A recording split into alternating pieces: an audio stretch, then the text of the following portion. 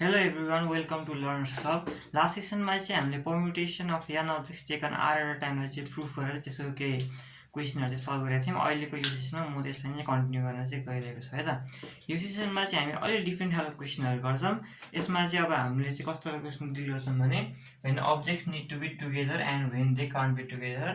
यसमा हामी दुईटा एक्जाम्पल्सहरु लिन्छौं, एउटा बुक सेल्फको, एउटा चाहिँ सीट्सहरुको। हेरौँ है त कस्तो हुन्छ।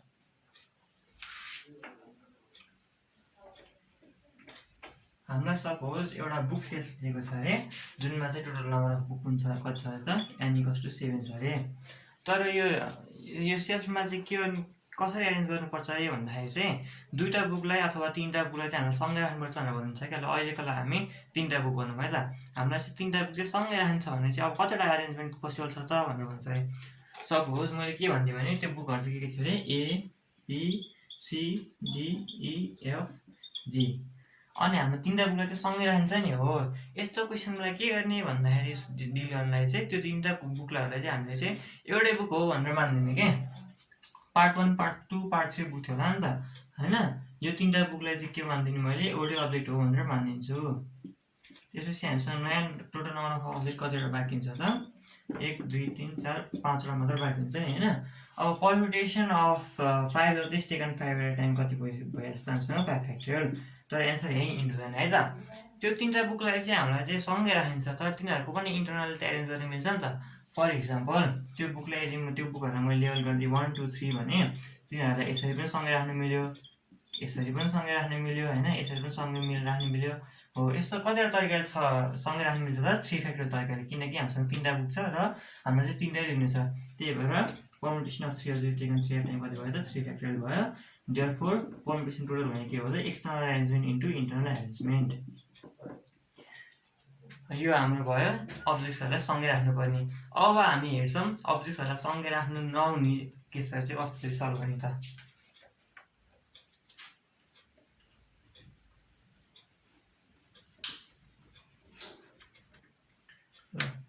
हामीलाई क्वेशन दियो अरे हैन, एउटा सीट छ अरे हैन, एउटा सीट हैन सीटहरु छन् रे सर्टेन एउटा टेबलमा। त्यसमा चाहिँ एकचोटीमा चाहिँ 6 जना आउँछन् रे। अनि 2 जनाले चाहिँ के इन्सिस्ट गरे भने म चाहिँ योसँग बस्दै बस्दिन भनेर चाहिँ इन्सिस्ट गरे रे। अब हामीसँग टोटल अरेन्ज गर्ने तरिका कतिवटा छ त भनेर सोध्यो भने चाहिँ कसरी गर्ने त्यस्तो question. Total number of seat कति थियो 6 थियो। अनि त्यसपछि ल म त्यो मान्छेहरुलाई चाहिँ लेबल गरिदिन्छु A B C D E F। यो E र F के रे पर्सन्सहरु के पिपलहरु चाहिँ के भनिन्छ भन्दाखेरि चाहिँ हामी चाहिँ 11 सँग सँगै बस्दैनौ भनिन्छन् रे। अब म के गरिदिन्छु सँगै नबस्ने भन्नेहरुलाई पनि एउटै बनाइदिन्छु।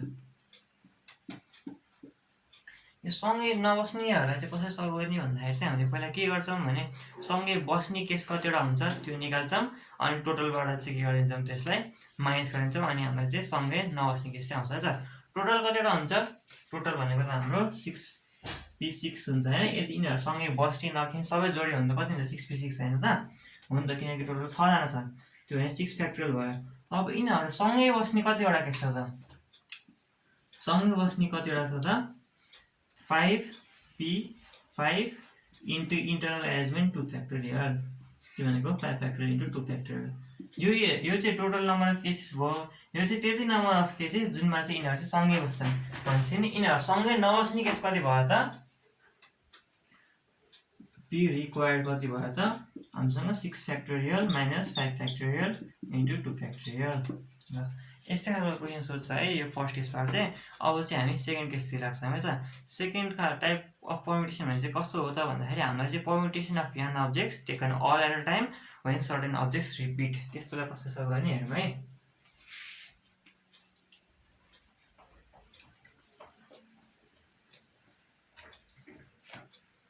Taken all at time when certain objects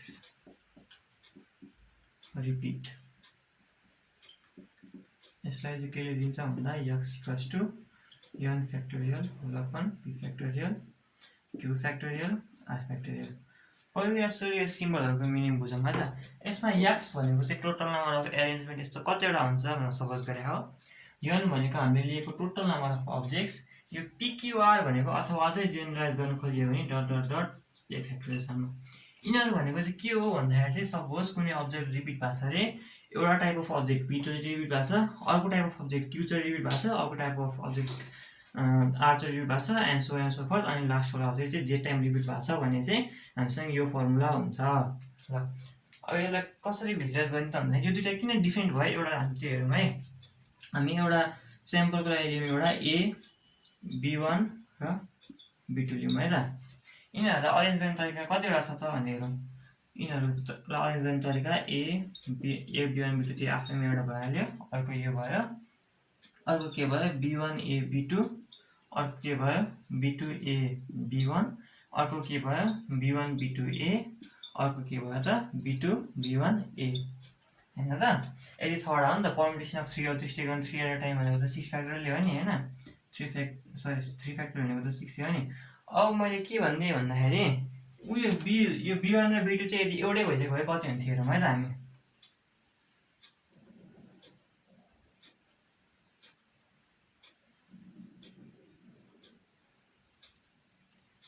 B1 र बी2 चाहिँ एउटै भइदिएको भए हामीसँग टोटल नम्बर अफ अरेन्जमेन्ट जम्मा यो दुइटा एउटै हुन्थ्यो, यो दुइटा एउटै हुन्थ्यो र यो दुइटा एउटै हुन्थ्यो र हामीसँग टोटल नम्बर अफ अरेन्जमेन्ट कतिवटा हुन्छ जम्मा 3टा हुन्थ्यो।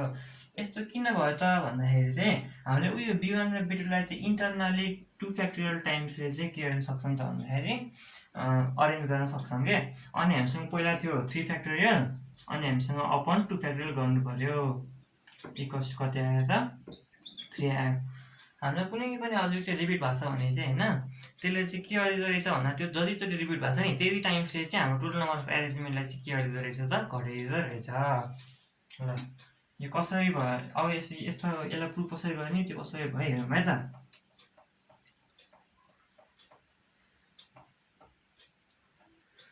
म एउटा स्याक सपोज गर्छु है त,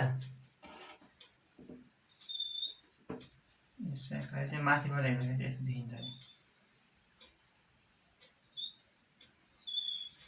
ल यसमा चाहिँ कुन कुन अब्जेक्ट छन् भन्दाखेरि चाहिँ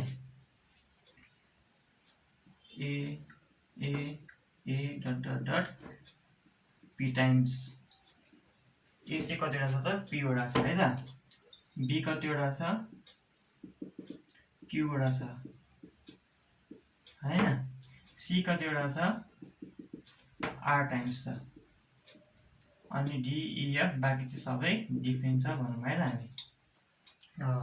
अब यस्ता खालकोलाई चाहिँ कसरी गर्ने त भन्दाखेरि सपोज हामीले के मानिन्छौँ भन्दाखेरि total number of arrangement initially is X भनिदिउँ होइन, टोटल नम्बर अफ अरेन्जमेन्ट है त एक्स भनेर सपोज गरिदिउँ।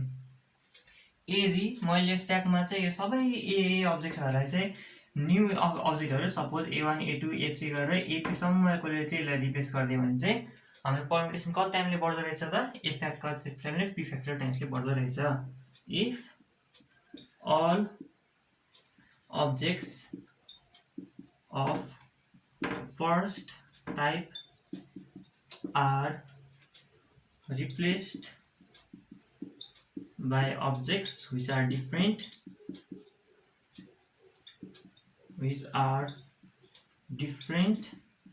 from each other, जुन चाहिँ एकअर्काबाट पनि डिफ्रेन्ट छन् र बाँकीको एन्ड डिफ्रेन्ट फ्रम अदर्स, र बाँकीको अब्जेक्ट्सहरू बिसिडिएफबाट पनि डिफ्रेन्ट छ फ्रम अदर्स होइन, त्यो एरेन्जमेन्ट चाहिँ कति हुन्छ त the number of arrangement increases to X times P factorial. ल यदि भनेको बुझेको छैन त। मैले के भने यदि त्यो स्याकमा भएको ए अब्जेक्ट्सहरू चाहिँ जुन चाहिँ पीवटा छ नि तिनीहरूलाई चाहिँ मैले डिफ्रेन्ट अब्जेक्ट्सले चाहिँ रिप्लेस गरिदियो भने चाहिँ हामीसँग एरेन्जमेन्ट अब कति हुन्छ यक्स टाइम्स पी फ्याक्टोरियल हुन्छ। त्यसै गरी मैले यदि उयो बी अब्जेक्ट्सहरूलाई पनि different object suppose B1 बी2 B3 गर्दै बीक्यूसम्मको अब्जेक्ट्सले चाहिँ रिप्लेस गरिदियो भने चाहिँ अब फ्याक्टोरियल कति हुन्छ त x into P factorial into Q factorial हुन्छ। त्यसै गरी मैले सी अब्जेक्ट्सहरूलाई पनि C1 C2 C3 C4 गर्दै गएर CRवटा अब्जेक्ट्सले चाहिँ के गरिदियो भने रिप्लेस गरिदियो भने अब एरेन्जमेन्ट कति हुन्छ x into p factorial into q factorial into r factorial. ल यहाँसम्म क्लियर छ नि त। अब यसपछि के गर्ने त,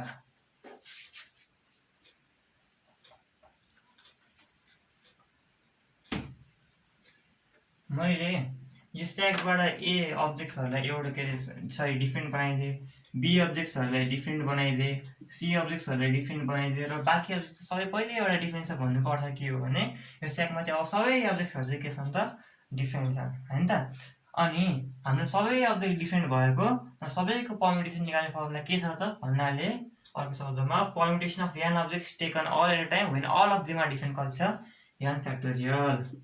तर अघि हामीले के निकाल्यौँ भने ए लाई रिप्लेस गरेर अर्को अब्जेक्ट, बी लाई रिप्लेस गरेर अर्को अब्जेक्ट, सी लाई रिप्लेस गरेर अर्को डिफरेन्ट अब्जेक्टले गऱ्यो भने कतिवटा हाम्रो एरेन्जमेन्ट आउँछ त, x into p factorial q factorial r factorial. भनेपछि यसलाई चाहिँ रिअरेन्ज गर्दा के आउँछ, x equals to n factorial मतलब p factorial q factorial r factorial.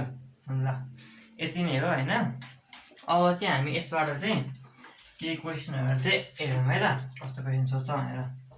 एकदमै पपुलर भनेको हाम्रो मिसिसिपीको क्वेसन हो क्या।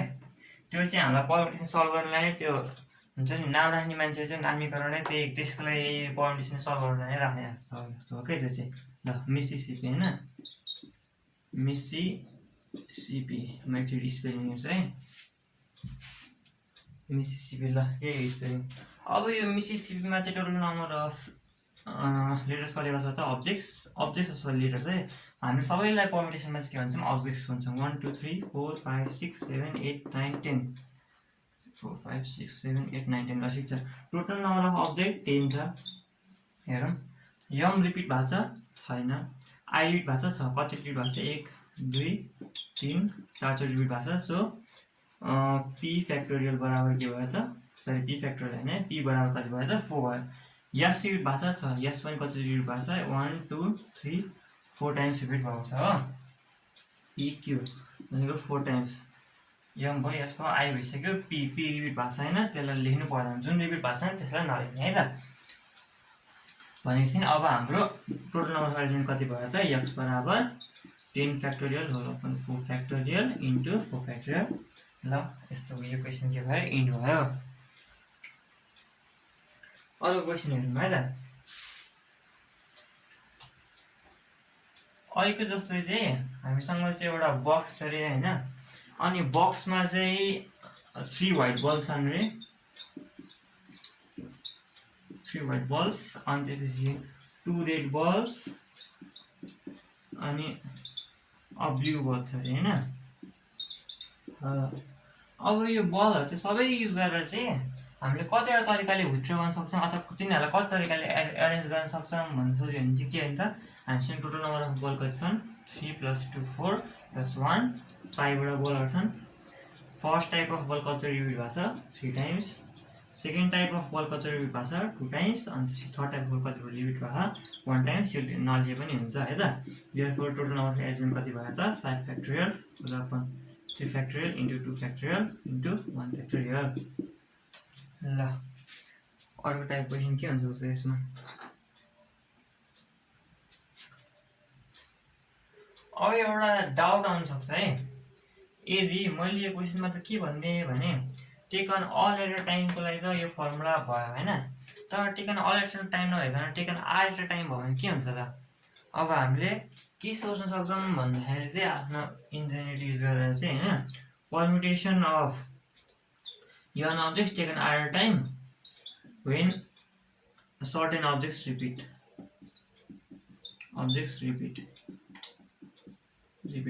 हामीले चाहिँ के जस्तो लाग्छ भने हामीलाई चाहिँ यो चाहिँ यस्तै त होला नि होइन, n factorial whole upon n - r factorial, अनि जुन जुन रिपिट भएको छ p factorial q factorial dot dot dot. तर यस्तो भनेर हुँदैन है, यस्तो गरेर चाहिँ मिल्दैन।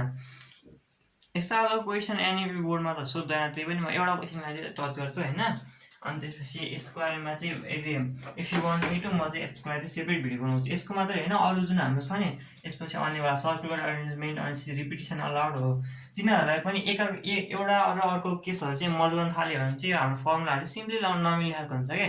त्यसको लागि चाहिँ हामीले छुट्टै तरिकाले सोच्नुपर्ने हुन्छ। यदि if you want me to I will make separate videos on that. अहिलेको लागि जस्ट म चाहिँ बुकमा कस्तो छ अनि बोर्ड एक्जाममा कस्तो छ यस्तोलाई मलाई डिल गर्छ है त। ल त्यहाँदेखि एउटा क्वेसन चाहिँ हेरेर राखौँ। ल केप्लर भन्ने एउटा वर्ड छ अरे। यो केप्लरबाट चाहिँ हामीलाई हैन परम्युटेसन अफ कति भयो 6 objects taken 2 at a time निकाल्नु छ अरे हैन। n equals to 6 r equals to 2 निकाल्नु छ अरे। भनेपछि अब कसरी गर्ने त? यसमा यदि यो e रिपिट नभएको भए त हामीले सिम्पली गर्थ्यौँ 6 फ्याक्टोरियल अपन 4 फ्याक्टोरियल गर्थ्यौँ एन्सर आइहाल्थ्यो। तर यसमा के छ त्यस्तो छैन, e रिपिट भएको छ। अब e रिपिट भएपछि के गर्ने त? e रिपिट भएपछि के गर्ने भन्दाखेरि म चाहिँ के गरिदिन्छु केसहरुलाई चाहिँ छुट्याइदिन्छु। रिपिट भएकोलाई चाहिँ म एउटै मानिदिन्छु है त। अब म एकचोटि चाहिँ के गर्छु भने हैन डिफरेन्ट अब्जेक्ट्सको अरेन्जमेन्ट कति हुन्छ भनेर निकाल्दिन्छु अनि सेम अब्जेक्ट्सको अरेन्जमेन्ट कति हुन्छ भनेर निकाल्दिन्छु। किनकि हामीसँग एकदमै खतरा लजिक जहिले मिली के छ भने u equals to a plus a complement छ नि त हैन। मैले जुनै पनि कुरा लिए र त्यसको त्यो नहुने कुरा पनि लिए भने हामीसँग टोटल आउँछ। भनेपछि मैले के गरिदिन्छु भने एउटा सेम अब्जेक्ट्स अर्को डिफरेन्ट अब्जेक्ट्स गरिदिन्छु, त्यो दुईटालाई जोड्दियो भने के हुन्छ त हाम्रो टोटल युनियन आइहाल्छ। यसको permutation of 5 objects taken 2 at a time कति हुन्छ त? यो चाहिँ के भयो हाम्रो डिफरेन्ट अब्जेक्ट्सको है त।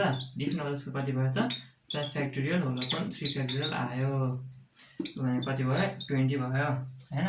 अब सेम सेम अब्जेक्ट्स आउन सक्ने भनेको चाहिँ e र e मात्र हैन त हैन, किनकि यो e र e त e1 e2 भइरहेको भयो र e2 e1 छुट्टै हुन्छ। तर यो दुईटा त एउटै भयो, एउटै अरेन्जमेन्ट हो भने चाहिँ के हुँदो रहेछ भने हामीलाई यो चाहिँ हाम्रो डिफरेन्ट लेटर्सहरुको भयो हैन। किनकि हामीलाई के थाहा छ फर डिफरेन्ट लेटर्स है त। हामीलाई चाहिँ जम्मा यो 6 वटा मध्ये जम्मा 2टा थाहा छ। हामीले यो दुईटाले एउटै मानिसकेपछि अब जम्मा 5 वटा बाँकी हुने भयो। अनि डिफरेन्ट डिफरेन्ट अन्तरको यति मात्रै हो। फर सेम लेटर्स त हामीसँग भएको एउटा e र e मात्रै हो भने चाहिँ कति भयो त? परम्युटेसन त्यसको टोटल भनेकै 1 भयो। अथवा परम्युटेसन अफ 1 1 अथवा के भन्छ भने यसलाई चाहिँ हामीले अहिलेको यो रिपिट भएको वालाको फर्मुला हामीले नि 2 फ्याक्टोरियल होल 2 फ्याक्टोरियल, किन यो दुईटामा दुईटा अब्जेक्ट छ त्यो एउटा अब्जेक्ट दुई टाइम रिपिट भएको छ भने यो वान नै भइहाल्यो। अथवा सिधै सोचेर e र e मात्र भने चाहिँ एउटा मात्र छ भने नि हुन्छ। देयरफोर टोटल परम्युटेसन कति भयो त हाम्रो 20 + 1। हामीले यसमा मैले के मात्र भन्नु खोजेँ भने हामीले यस्तो चाहिँ गर्न पाइँदैन भने कस्तो गर्न पाइँदैन त 6 objects permutation second 2 upon time whole upon 2 factorial यो गर्यो भने अराउन्ड हुन्छ, एन्सर आउँदैन है त। ल यदि भन्ने बित्तिकै चाहिँ म अर्को एउटा क्वेसनमा जान्छु जुन चाहिँ एकदमै धेरै सोध्ने गरिन्छ है, कलेज क्वेसन है त। ल COLLEGE